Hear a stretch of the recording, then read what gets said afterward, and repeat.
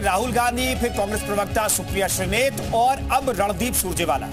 कांग्रेस के नेता बारी बारी से नारी शक्ति का अपमान कर रहे हैं। रणदीप सुरजेवाला ने हेमा मालिनी को लेकर आपत्तिजनक टिप्पणी की है, जिसके बाद बीजेपी अटैकिंग मोड में पूरे कांग्रेस को आड़े हाथों ले रही है। बीजेपी का कहना है कि नारी शक्ति के अपमान करना कांग्रेस की पुरानी आदत हो गई है, पुरानी आदत है। चुनाव में आधी आबादी की कांग्रेस को सबक, आधी आबादी है, जो बड़ा वोटर है, वो आधी आबादी कांग्रेस को सबक सिखा देगी, ये बीजेपी कह रही है।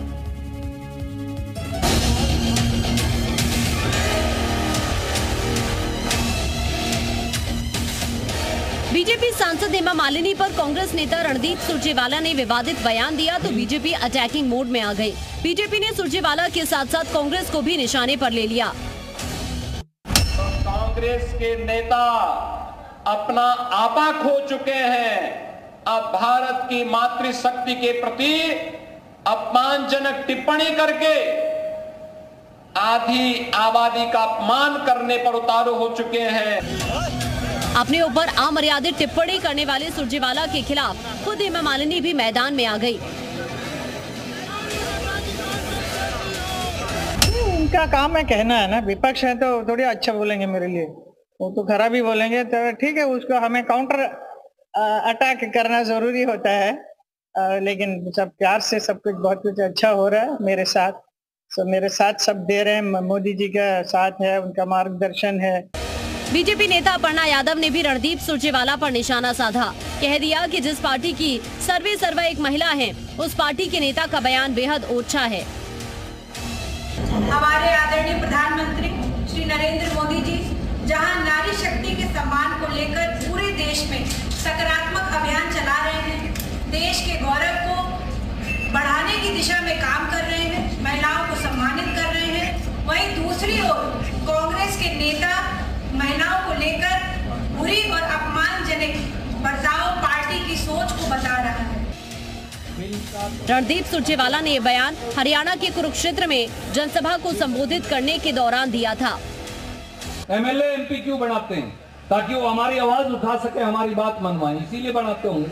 कोई हेमा मालिनी तो है नहीं जो।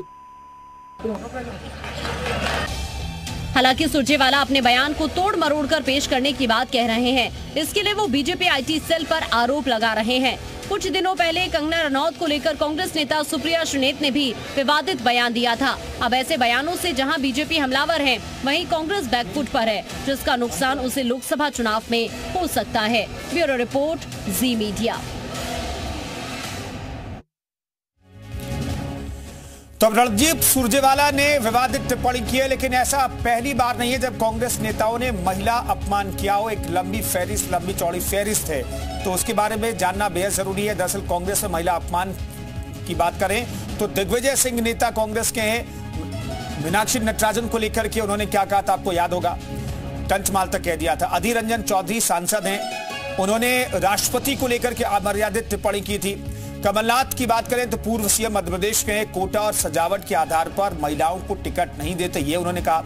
सुप्रिया श्रीनेत ने कंगना रनौत को लेकर के क्या कहा, हाल में उस पर बवाल थमा भी नहीं था कि अब नया बयान आ गया है रणदीप सुरजेवाला का, और वो बयान तो हम आपको पूरी तरीके से सुना भी नहीं सकते, बता भी नहीं सकते। तो ये स्थिति है कांग्रेस की। और चुनाव से पहले क्या कांग्रेस सेल्फ गोल कर रही है, अपने आप में ये बड़ा सवाल है। इस पर बातचीत करने के लिए तमाम मेहमान हमारे साथ जुड़े हुए हैं, उनसे बातचीत करते हैं। पल्लवी सिंह से पहला रिएक्शन मैं लेना चाहता हूं। पल्लवी सिंह जी, इस टिप्पणी को कैसे देखा जाए? महिला के तौर पर आप जिस तरह के शब्दों का इस्तेमाल किया गया, और ठीक चुनाव से पहले, क्या यह सेल्फ गोल है कांग्रेस का? बहुत ही ओछी टिप्पणी है, और महिला अस्मिता, आत्मसम्मान और उनके स्वाभिमान को चोट पहुंचाना, महिलाओं को लज्जित करना, अपमानित करना, ये इनका पुराना कल्चर है, डीएनए में है इनके बेसिकली। तो इनका जो सुरजेवाला जी का जो बयान है, इसी का नतीजा है। ये पहली बार नहीं हुआ है, इतने सारे उदाहरण। इसे स्वयं राहुल गांधी जी ने इस तरीके का, वो भी इसी तरीके का बयान देते हैं। कमलनाथ जी, दिग्विजय जी, आपने उन लोगों का नाम लिया, शशि थरूर जी भी है, ये सारे लोग इसी तरीके का बात करते हैं। और देखिए, महाभारत का युद्ध हुआ था, नारी शक्ति का अपमान हुआ था, इस वजह से इस महाभारत का युद्ध हो गया था। तो कांग्रेस कौन सी बड़ी चीज है? अब जनता हर चीज देख रही है। महिलाएं जिनको हम आधी आबादी कहते हैं, उनके साथ आप ऐसा कर रहे हैं। आप एक बार इनकी प्रियंका गांधी जी इनकी नेता है जो यूपी में 2022 के इलेक्शन के समय आती है, लड़की हूँ लड़ सकती हूँ, उन्होंने नारा दिया था जिसका अभियान का मैं भी हिस्सा थी। उस समय उन्होंने कितने % महिलाओं को आगे बढ़ाएंगे और क्या कर रहे हैं आप अपने पदाधिकारियों का आप सम्मान कर रहे हैं। आपके कांग्रेस की नेता रही है प्रियंका चतुर्वेदी जी, वो भी मथुरा की थी, उनको भी अपना मान सम्मान बचाने के लिए कांग्रेस छोड़ना पड़ा।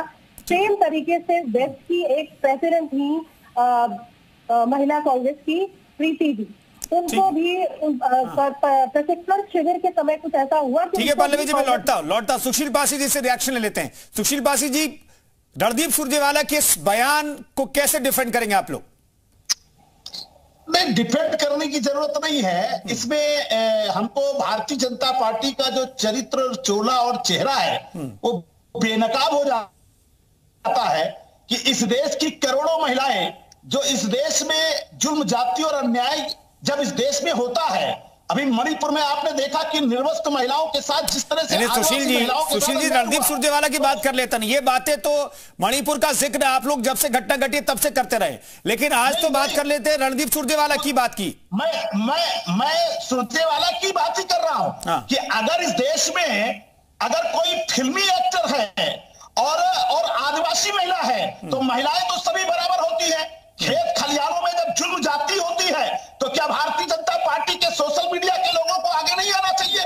अगर फिल्मी दुनिया के किसी कलाकार पर केवल पोस्ट डाल दी जाती है तो वो इतना आहत हो जाते हैं। अगर फिल्मी कलाकार पर कोई बात कह दी गई, बात उन्होंने ये कही कि संसद में महिलाओं का जो रोल होता है, कि जब संसद पर महिला आरक्षण पर बात होती है तो क्या महिला आरक्षण पर फिल्मी दुनिया में जो जितने भी कलाकार हैं क्या उनको बोलना नहीं चाहिए?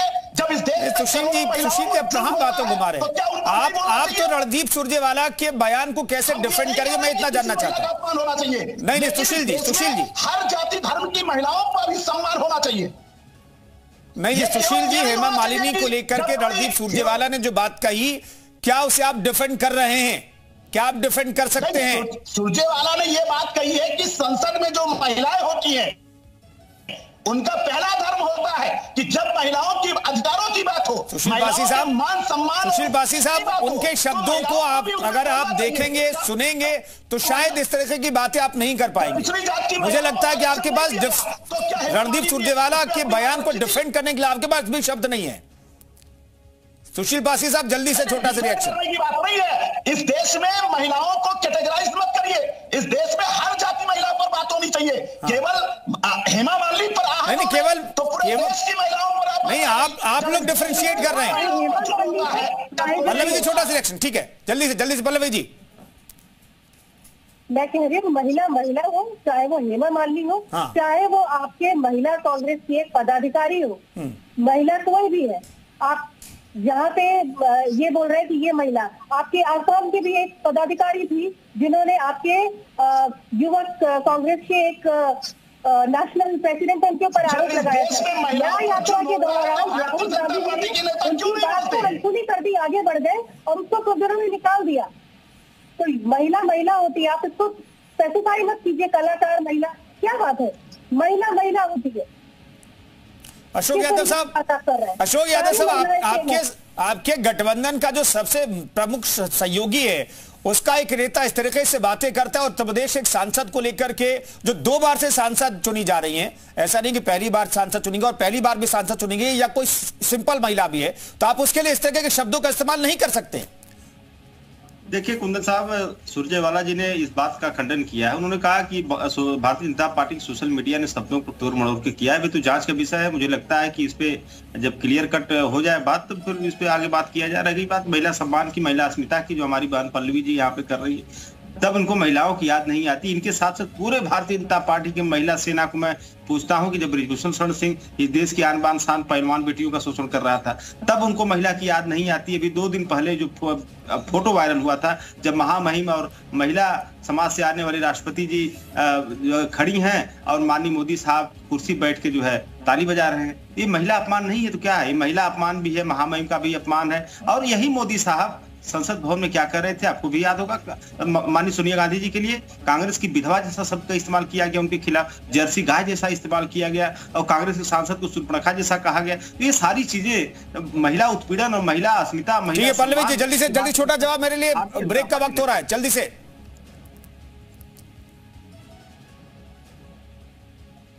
पल्लवी जी। हाँ जी, अच्छा आप मुझसे बोल रहे हैं। देखिए, महिलाओं की बात आप समाजवादी पार्टी अभी आप बता रहे हो, महिलाओं का हम हर तरीके से संभाल करते हैं।